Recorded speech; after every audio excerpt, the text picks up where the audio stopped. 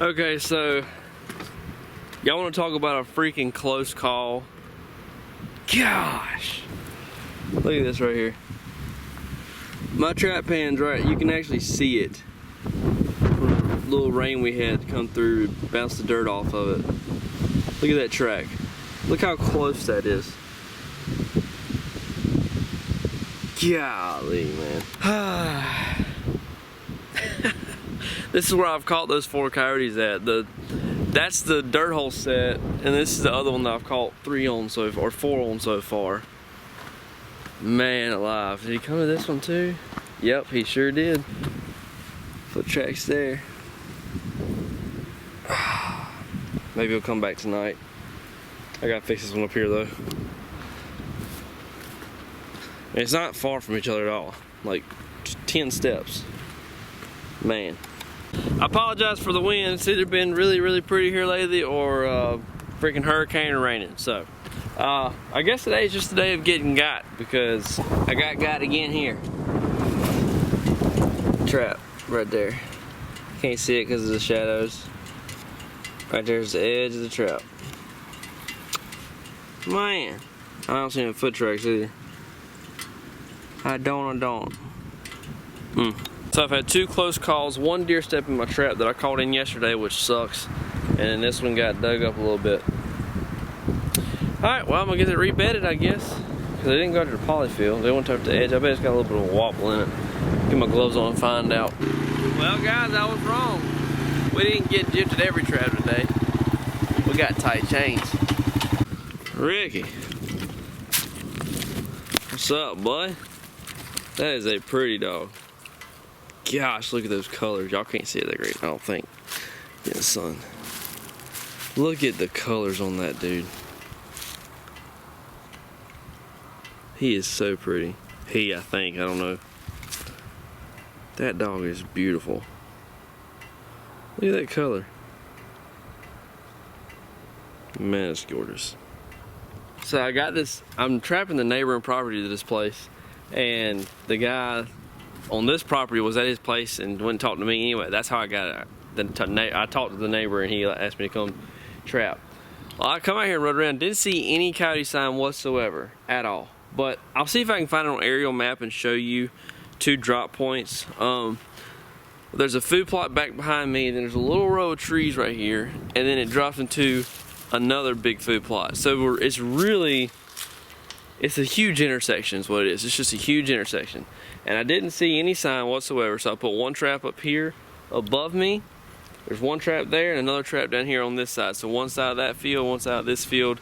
If they go in between there or between the 2 traps, whichever the way wind's blowing, they're gonna smell it.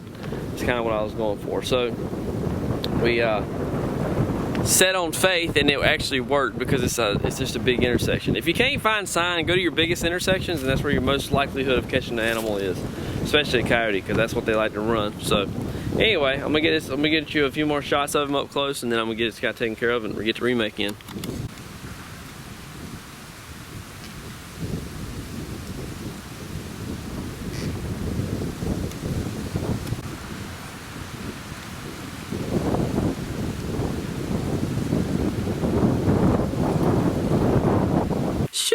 Y'all check out that new hat right there. Ain't she pretty?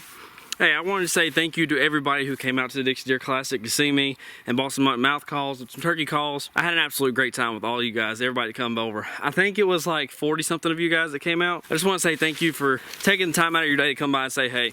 I want to remind you guys, it is the time to be getting ready for deer season and turkey season. Although I am a little bit late right now getting all this stuff done, or as far as like the time of year, it's March 9th and I am putting some clover seed out in my food plots. One, it's a great time to put clover out because in the spring, when everything has a spring green up, all your clover will start popping up, and you'll have good clover for turkeys, and it's gonna help your deer out.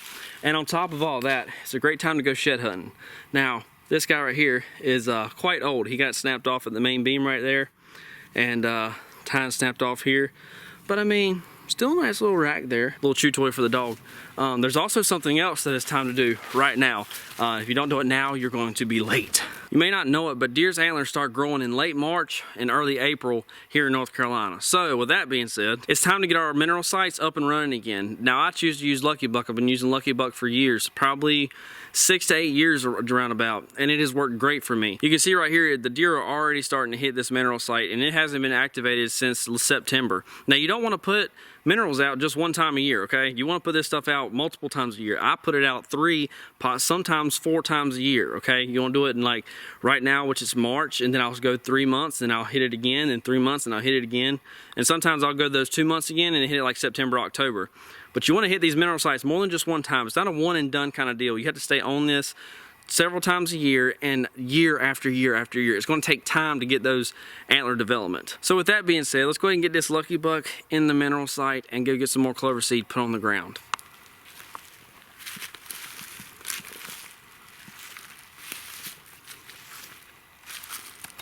Now this stuff right here is some of the easiest stuff in the world to use. I've used a lot of different things mineral wise over the years. So is my dad. I mean, my dad hunted and he's used mineral stuff, and nothing works as good as Lucky Buck. Pop the top right off of her. There's a little card in here thing. I don't know what it is, but take it out. It looks red, okay? And it smells delicious. Now I'm gonna take this whole 20-pound bucket and put it on this one site.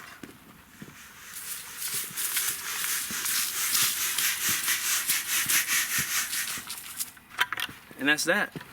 We're done. Lucky Buck has been put out, and it smells amazing right here actually. And another good thing about Lucky Buck is it's got a sealable lid with a O-ring in it right here. So it's a waterproof bucket. Take this home, clean it out, and it makes the best trapping bucket to put your raccoon bait in. That's what I do every year. Now that we got our Lucky Buck back there in the mineral site, I gotta get those logs out of the way. Let's go put some more clover down in the fields so that when turkey season gets here, we got plenty of clover for them turkeys to be out there strutting and purring and clucking, hopefully getting shot in. You know you've got a good clover field when you got these guys all in your freaking food plot at all times. And that is why I caught so many coyotes, because I had the food plot that attracts those rabbits right there. And guess what comes after the rabbits? The coyotes, the bobcats, the foxes. It's all a full circle. It's full circle, y'all.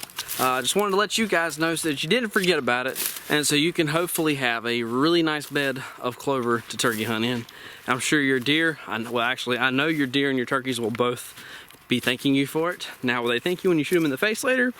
Probably not. The disrespect these coyotes will give you will make you feel like you don't know what you're doing, but I mean I know I do, but they're making me feel like I don't. I mean, the disrespect. The disrespect. Just wow. Man, not a single foot track near that trap bed. Man, these are the two. I didn't pass it to the 3 sets I thought I was for sure gonna have something on with how the weather's been, but oh well, maybe not. Head on to the next sets to see if we got anything else. Man, you just gotta love it. Gotta love it. Last trap of the farm, I was like, alright, we're gonna roll to the next one and catch something. But I gotta fix this first. Dang deer. Old Duke 550 did the trick. So this is what I'm on. I talked to another fellow trapper friend. Gosh. He's like, man, that polyfill works great. He's like, nothing wrong with it. But he was like, from what I've learned, and from also from me, my experience, he was like, dude, I swear those gray foxes can smell it. And I think he's right. All right, there she is, she's set. I think he's right. I think they can smell that polyfill. So, with that being said, I'm gonna leave this polyfill in here because it smells like a coyote. This whole spot smells like a freaking coyote.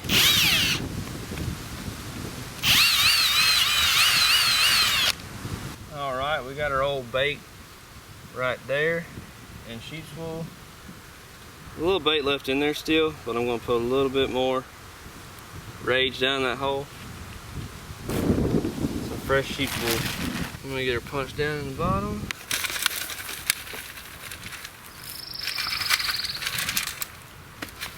And that's the finished remake. Well, second farm of the day, and we've got another catch. Not exactly what I was hoping for, but we'll take it. We'll take it. This is a little guy, he's not very big at all.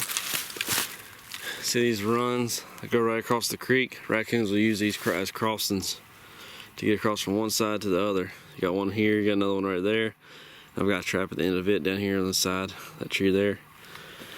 But the possums use it too, and so do the squirrels and the chipmunks, literally everything. Those little things right there are like highways for those little critters.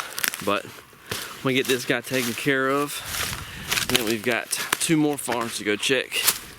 And I'm really, really hoping we got a coyote, because it's about to pour down rain today, and then it's gonna get nasty. It's gonna get really, really muddy. Let me get out of these dang briars and crap so I can talk to y'all. Y'all, I'm about to get absolutely soaked. The rain's coming right now. It wasn't supposed to be here till 11. It's 9 o'clock in the morning, and yeah, I'm about to get soaking wet. All right, 2 more traps to check and we can go back to the truck. Woo! Well guys, it's the end of the trap line. I hope you enjoyed today's video. I know I only caught a possum, but I put something before that. So until next time, y'all take it easy, and we'll see you on the next one.